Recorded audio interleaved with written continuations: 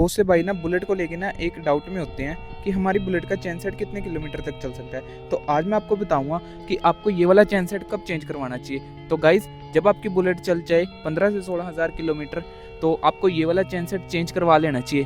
तो गाइज, ये डिपेंड करता है आपकी चलाई पे, आपकी चलाई कैसी है, रफ है या नॉर्मल चलाई है और या फिर बिल्कुल स्मूथ चलाई है। तो गाइज, और जो ये छोटे वाला चेन सेट होता है जो इसके अंदर होता है गाइज, वो चेंज होता है 30 से 35 हज़ार किलोमीटर पे। और गाइज, ऐसी सी मोर इन्फॉर्मेशन के लिए आप मेरे पेज को फॉलो कर लीजिए। Thank you.